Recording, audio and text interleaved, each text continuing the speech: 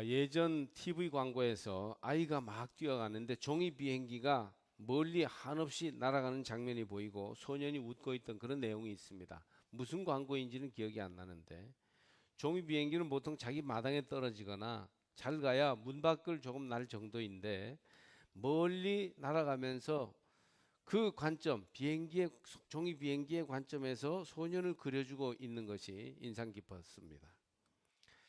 요즘은 이제 뭐 드론 카메라가 위에서 이렇게 찍는 경우가 있지만 그때만 해도 그게 좀 특이한 시각이 아니었나 생각합니다.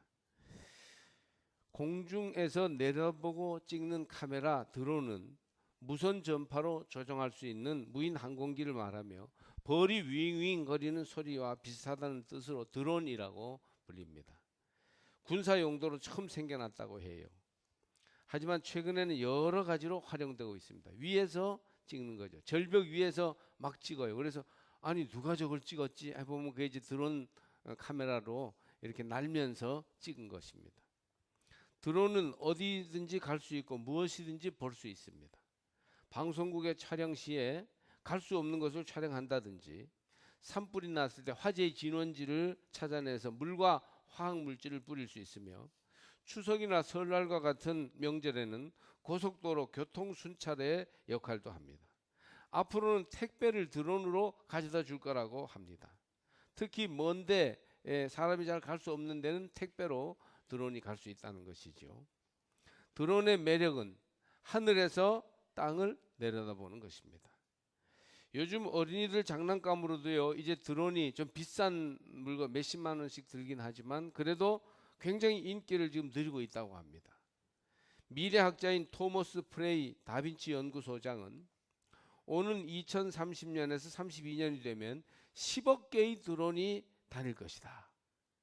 그리고 현재 드론 활용 분야만 192가지가 된다고 합니다. 이런 추세라면 3, 40년 뒤에는 1인 1드론 시대가 온답니다.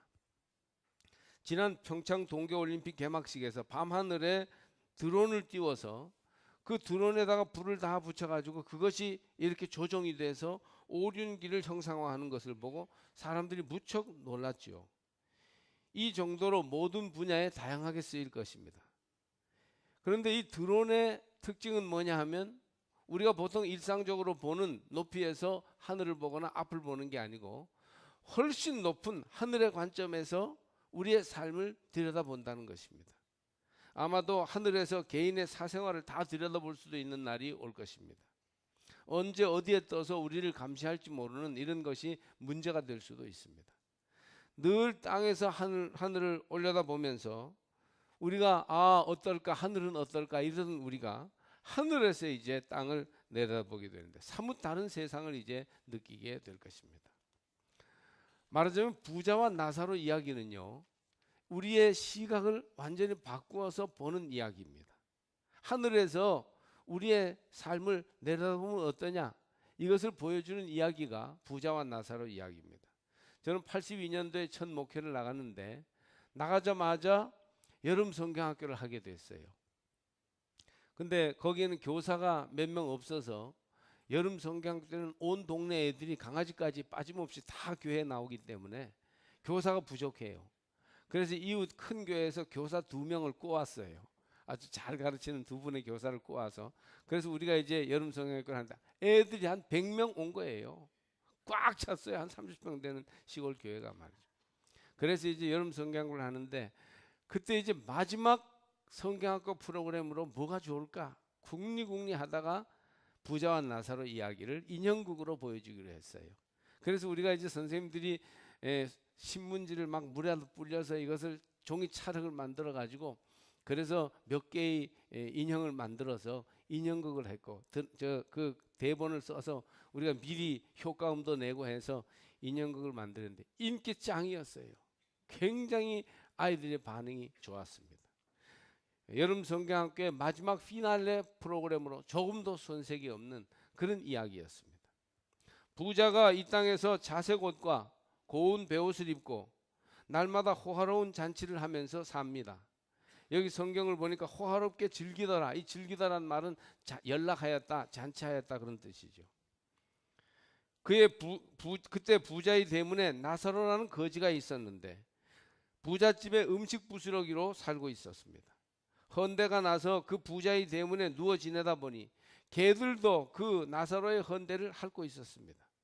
그러다가 죽어서 나사로는 천국에 갔고 부자도 죽어 장사되었는데 완전히 신세가 바뀌어 지옥으로 갑니다. 나사로는 천사들에게 받들려 아브라함의 품에 들어가고 부자는 지옥에 빠져 고통을 당합니다.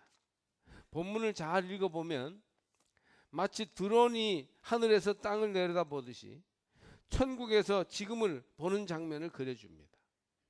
우린 이 땅 위에 살면서 내세가 어떠할까를 가끔 생각하지만 오늘의 성경 말씀은 이것을 거꾸로 한번 보게 하는 겁니다. 우리는 천국을 지금 짐작하고 예측하는데 한번 그곳에서 현재를 보면 어떨까?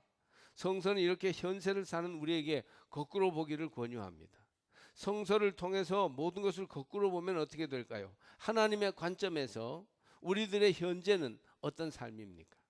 사실 이 관점의 변화가 굉장히 중요해요.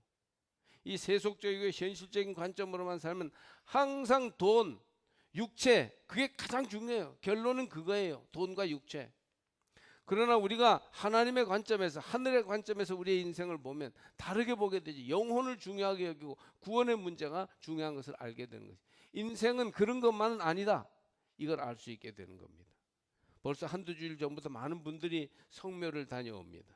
명절을 앞에 두고 부모님이나 조부모님, 조상님들의 묘를 돌아보는 것이죠. 왜 성묘를 하고 차례를 지냅니까? 우리가 그분들로부터 나온 열매요. 그분들은 우리의 뿌리라는 것을 잊지 말자는 것입니다. 그런데 이제 저도 명절이 되면 돌아가신 아버님을 꼭 생각해 보게 되는데 우리 앞서 세상을 떠난 어르신들, 조상님들과 믿음의 선배님들이 현재 우리를 보면 어떨까요? 만약 그분들이 지금 되살아나서 우리 앞에서 한마디 한다면 무슨 말씀을 하실 것 같아요? 추석 명절을 앞두고 한번 물어볼 만한 주제입니다. 그분들이 멀리에서 드론 비행기처럼 높은 데서 내 삶을 내려다보면 내 삶이 어떻게 보일까? 오늘 본문에서 천국에서 이 지금의 삶을 내려다볼 때 우리가 너무 이웃을 배려하지 않고 사는 것을 보여줍니다. 부자는 자기의 부유함에 묻혀 자기 집 앞을 드나드는 거지 나사로가 얼마나 비참하게 사는지를 생각하지 않습니다. 겉옷은 그 사람의 사회적인 지위를 나타내는데 부자는 고귀하고 위험 있는 자색 옷을 입었습니다. 왕이나 귀족의 존엄을 나타내는 색깔이죠. 속옷은 고운 베옷을 입었답니다. 그 시대는 속옷을 입었다는 것 자체가 부자의 신분을 드러냅니다. 대부분의 평민은요, 옷 하나 큰 감에다가 구멍을 뚫어서 집어넣으면 옷이고 그걸 벗어서 접어서 덮으면 이불이고 그렇게 살았어요. 그 천이 속옷을 입었는데 그 천이 더구나 고운 베옷이었으니 이 하나로도 얼마나 부자였는지 알 수 있습니다. 게다가 날마다 즐겼다, 연락하였다, 잔치하였다 하니 호화롭고 기름진 음식이 끓일 사이가 없는 특수한 삶을 살았던 것입니다. 그에 비해서 나사로는 집이 없는 떠돌이였습니다. 남의 집 대문이나 추녀 끝에 사는 사람이니 정처 없는 나그네요 거지였습니다. 홈레스였어요. 부잣집에 음식 부스러기를 먹으며 살았는데 말이 좋아 부스러기이지 음식 찌꺼기를 먹으며 살았다는 얘기입니다. 그러다 보니까 지저분해서 피부병이 생겼는데 헌데투성이로 부잣집 대문 앞에 버려졌다고 합니다. 아주 괴로움을 당하고 있었어요. 심지어 개들이 와서 그 헌데를 핥았는데 얼마나 아프고 괴로웠고 불쾌했겠습니까? 정결하지 못한 자여서 성전에 들어가 예배드리는 자리에 있을 수도 없었습니다. 그런데도 부자는 집 앞에서 얼씬대는 거지 나사로를 하나의 같은 인간으로 보지 않고 귀찮게 여기면서 사람으로 관심을 보여주지 않았습니다. 여러분, 이제 40-50년이 지나면 우리 안에 있는 50대 이상의 우리 사람들은 더 이상 이제 세상 사람이 아닐 가능성이 많습니다. 우리가 살면 앞으로 얼마나 더 사실 것 같습니까? 죽으면 부자도 없고 가난한 자도 없고 우리가 벌고 모아놓은 것을 다 두고 주님이 부르시는 그날 바로 가야 합니다. 그때부터는 내게 아니에요. 그때 저 먼 곳에서 지금 우리의 모습을 보면 우리가 얼마나 이웃에 무관심했는지를 알고 부끄러워하게 될 것이라는 말씀입니다. 본문은 부자와 가난한 거지를 대비하여 가난한 자에 대한 관심을 불러일으키고 있습니다. 여러분, 교회가 교회답게 되려면 고아와 과부와 이방인을 교회 안으로 맞아들여야 한다고 성서는 가르칩니다. 사회적 약자이며 가난하고 병든 이웃들을 돌아보라는 것이지요.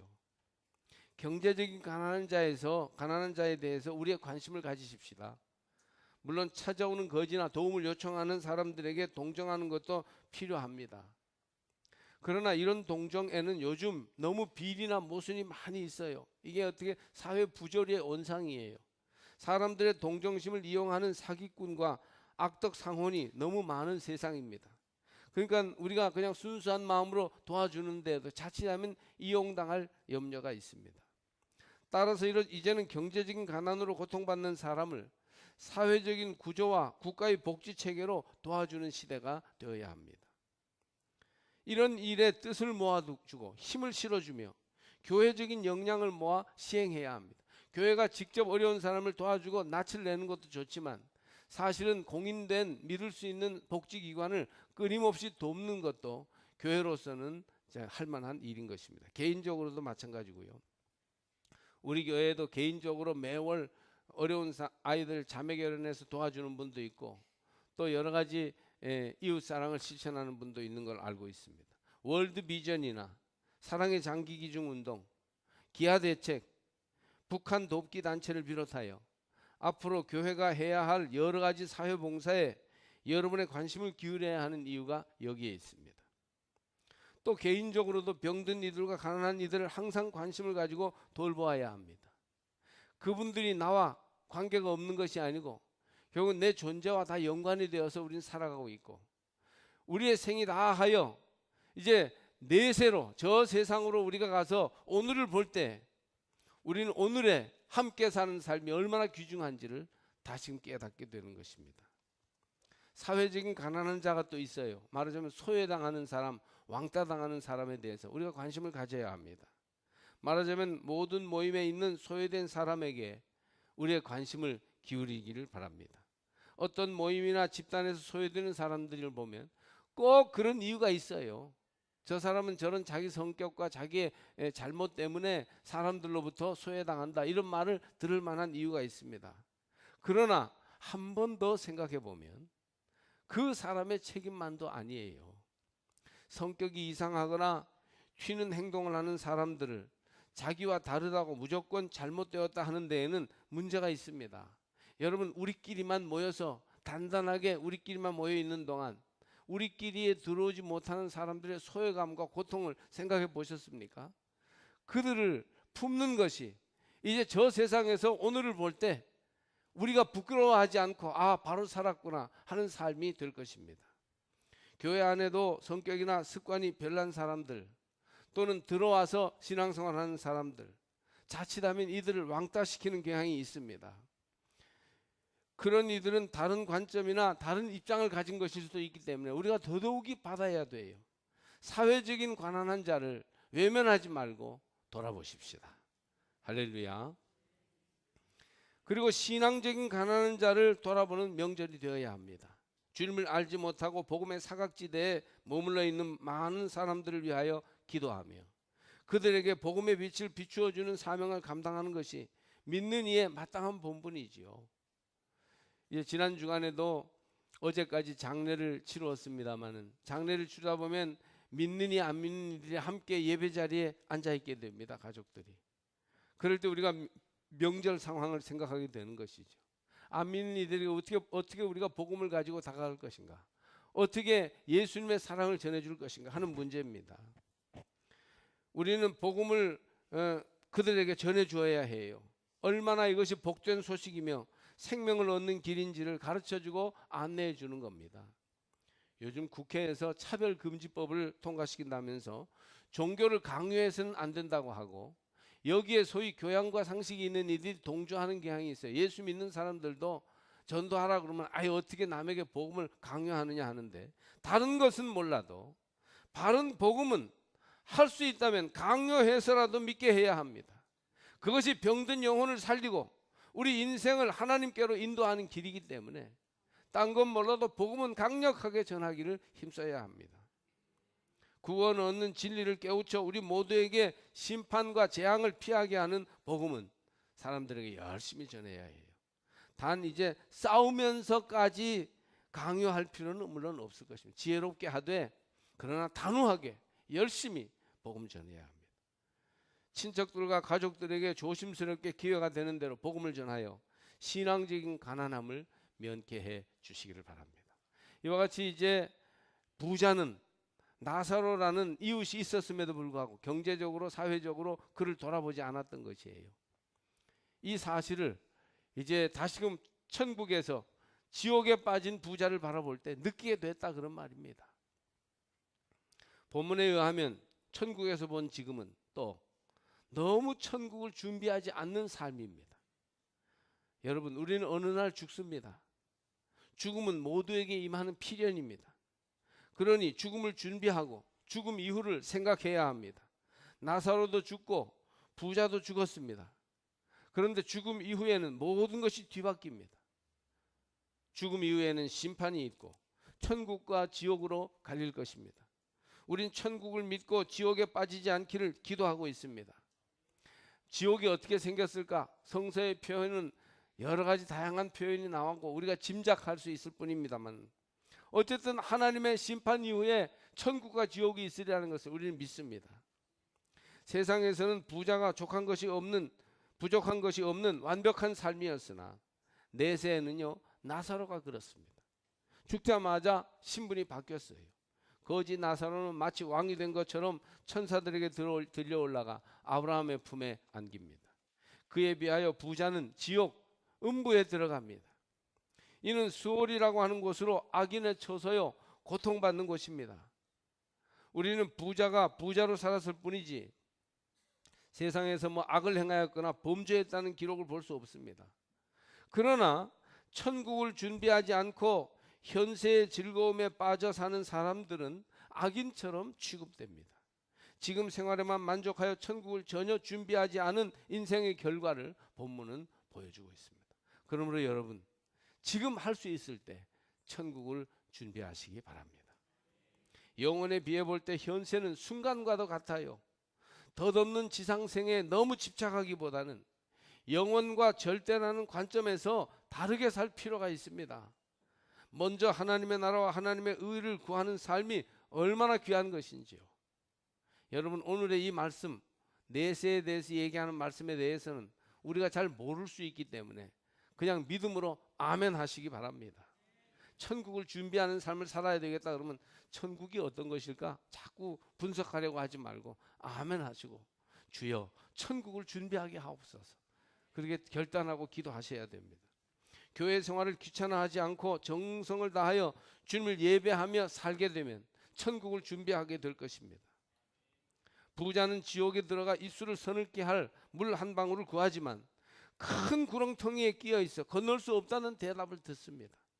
살았을 때 좋은 것을 받았으나 내세에 부끄럽고 불행하다면 그 생애는 성공한 것이 아닙니다. 우리가 70년, 80년, 100년을 살아도 영원한 하나님과 동행하는 삶에 비해 볼 때는 찰나와 같은 것이므로 우리는 여기에서도 부유하게 행복하게 살도록 힘써야 되겠지만 그 나라에 가서 바로 살도록 영원한 행복과 평안을 누릴 수 있도록 살아야 하는 것입니다.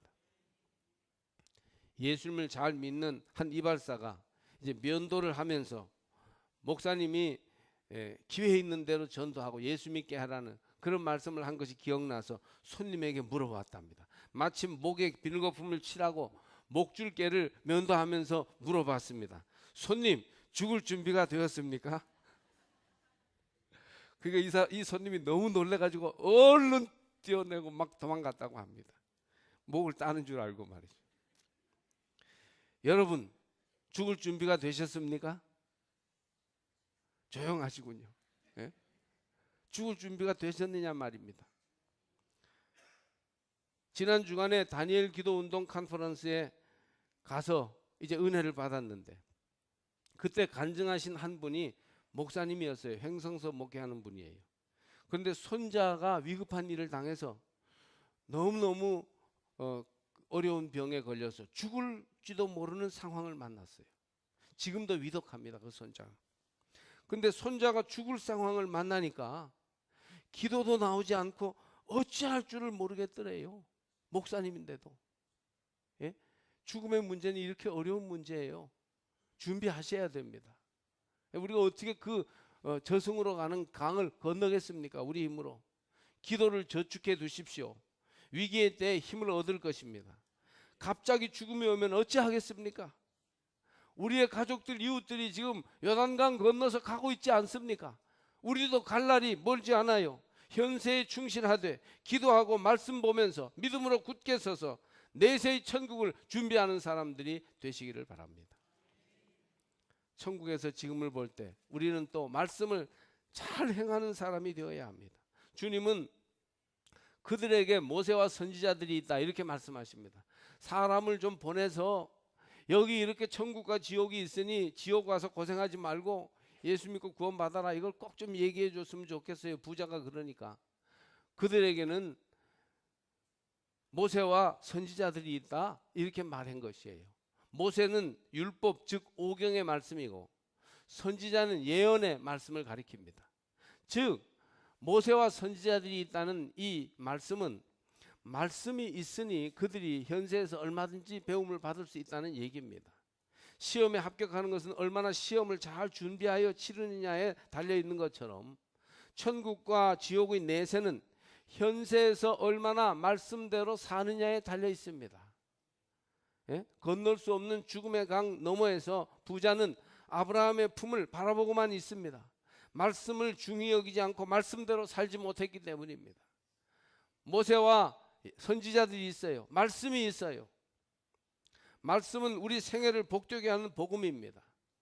말씀은 현세를 바르게 살게 하여 내세까지 이르게 하는 하나님의 길입니다. 말씀은 천국의 문을 여는 열쇠입니다. 믿는 이들이 말씀을 중히 여기지 않고 말씀을 듣기만 하여 행치 아니하면 진정으로 믿는 자가 아니에요. 너무 유혹이 많고 세속의 삶에는 모순과 부조리의 문제가 가득하지 않습니까? 우리가 말씀이 아니고 어떻게 하늘 가는 길로 갈 수 있겠습니까? 말씀으로 강하게 무장하지 않으면 절대 이 땅 위에서 승리할 수 없습니다. 우리는 결국 돈이나 육체만을 추구하다가 헛되이 신앙생활 하다가 실패자가 되고 말 것입니다. 그러므로 건성으로 교회 다니지 말고 말씀에 마음을 두고 집중하시기를 축복합니다. 열흘 전에 제가 어느 모임에 강사로 가서 그래서 그분들한테 한번 물어봤어요. 매일 성경을 읽습니까? 조용해요. 그래서 가정 예배를 매일 드립니까? 의외로 조용해요. 몇 사람을 드릴 줄 알았더니 믿음을 위해서 무엇을 하고 있느냐고 물으니까 너무 미안한지 아무 소리도 못하고 조용했습니다. 그래서 정말 큰일입니다. 여러분 어쩌면 여러분의 영혼에 대해서 이리 무관심하고 무책임합니까? 그랬더니 역시 조용한 거예요. 여러분은 어떻습니까? 여러분 매일 성경 읽고 가정 예배 드리고 믿음을 위해서 뭔가 잘 준비하고 있습니까? 믿는 사람들이 돈과 세상의 쾌락과 같은 세속 생활에 자꾸 빠져서 믿음을 잃어버리고 오히려 세상을 동경하고 믿는 자보다 더 부끄러운 생활을 하고 있는 것은 그것은 주님 앞에서 말씀을 행하지 않고 있기 때문입니다. 여러분은 말씀을 읽고 듣고 행함으로 내세를 준비하고 있습니까? 여러분은 지금 죽으면 천국 갈 준비를 말씀 안에서 단단히 하고 계십니까? 이 가을에 더욱 말씀에 마음을 두고 말씀 있게 힘쓰시기를 바랍니다. 어쩌면 우리 인생의 마지막 기회가 될지도 몰라요. 그렇기 때문에 하나님 말씀으로 돌아가야 됩니다.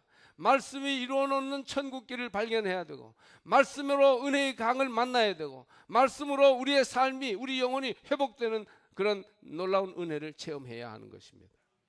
우리가 새벽마다 성경 석장씩 읽어요. 어떤 때는 막 성경이 길면 너무 읽기가 지루해도 가능하면 석장씩 읽어 나가는 거예요. 그렇게 하면 1년에 거의 한 번 읽게 됩니다. 그래서 성경 일독하는 것, 또 가정 예배를 매일 드리는 것, 어려우면 한 주에 한 번이라도 드리는 거. 이런 노력을 우리가 하는 거예요. 말씀대로 살기에 최대한 노력하는 것이죠. 어떤 분이요 평생 교회를 다니고 그리고 중직을 맡아서 남들은 막 굉장히 믿음의 챔피언인 줄 아는데 그런데 평생 성경도 한번 안 읽는 분도 있어요. 말씀으로 돌아오시기를 축복합니다. 저희 큰 아이가 캐나다 토론토에 사는데 나야가라 폭포에서 멀지 않아서 손님들이 오면 안내도 하고 그럽니다. 근데 이제 캐나다 쪽에서 보는 나야가라 폭포와 미국 쪽에서 보는 나야가라 폭포가요 같은 폭포를 보는데도 달라요. 저는 공부하러 가느라고 나야가라가 유명하다 그래서 미국 쪽에서 처음에 폭포를 봤는데 겨울에 갔더니 다 얼어붙어 가지고 볼 것도 없어요. 이게 나야가라야? 뭐 굉장히 유명하다더니 뭐 이러고 왔습니다. 근데 나중에 우리 아이가 이제 결혼하고 피로연을 토론토에서 하기 때문에 갔다가 이제 나야가라 폭포를 갔더니 이게 나야가라야? 완전히 다른 나야가라인 거예요. 같은 폭포를 보는데. 여러분 우리 인생은 결코 그렇게 소홀하지 않습니다. 우리가 돈과 육체 이 세속적인 현실적인 관점에서만 보니까 인생이 이렇게 누추하고 보잘것없고 살고 싶지 않은 인생이지, 하나님이 만들어주시고 하나님이 축복하신 저 하늘의 관점에서 우리 인생을 보면요 얼마나 멋지고 아름답고 위대한지 몰라요. 여러분 천국에서 오늘의 현실을 바라보는 믿음의 눈으로 우리의 하루하루를 바라보시기를 축복합니다. 성경을 통하여 하나님의 관점으로 오늘을 보는 것이 믿음이에요. 영혼의 관점에서 오늘 하루를 보면 우리의 하루하루를 달리 보게 되고 우리가 달리 살게 되는 거예요. 가치 있게 아름답게 향기롭게 살 수 있어요. 지금 굉장히 중요하게 생각했던 육체와 물질보다는 영혼과 구원과 영생의 관점에서 세상을 보게 될 것입니다. 믿음으로 보십시오. 영혼의 관점에서 오늘의 현실을 매일매일 돌아보셔야 합니다. 그러면 이웃에게 관심을 가지는 사랑의 생활, 내세를 준비하는 소망의 생활, 하나님 말씀에 더욱 집중하여 말씀 안에 사는 믿음의 생활을 우리가 시작할 수가 있습니다. 오늘 기독교 교육 진흥주일이기에 더욱 강조하여 말씀드립니다. 천국에서 영원에서 오늘을 보도록 아이들을 가르치십시오. 세상 교육이 굉장히 뛰어나고 연구를 많이 하고 아이들에게 굉장한 많은 정보를 주고 훌륭하게 살게 하는데 안내를 해주지만, 그러나 세상의 교육은 땅에서 보는 것뿐이에요. 그래서 항상 경제 문제, 정치 문제, 인간의 몸의 쾌락 이런 것에만 아이들을 결국 살아가게 하지 않습니까? 아이들을 하늘의 관점에서, 천국의 관점에서, 저 멀리 영혼의 관점에서 우리 인생을 보게 하는 것은 믿음밖에 없는 것이에요. 기독교 교육을 해야 합니다. 믿음으로 가르쳐야 됩니다. 하나님의 눈으로 오늘을 볼 수 있도록 아이들을 깨우쳐 주어야 하는 것입니다. 그래야 땅의 것 세속적인 관점으로 보는, 그래서 인생을 헛되게 보는 이런 삶을 살지 않고 참된 관점을 회복해서 인생을 보다 바르게 살도록 인도하게 되는 것입니다. 믿음의 드론을 띄우셔서 이 명절에 우리가 부모님 조상님들 추모하는 때에 천국에서 보는 지금을 다시 발견하도록 자녀에게 가르치시길 바랍니다.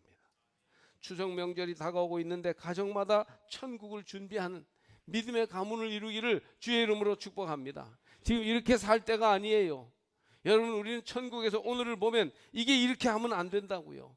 영혼을 준비하고 말씀 안에 거하여 믿음으로 나가야 할 줄로 믿습니다.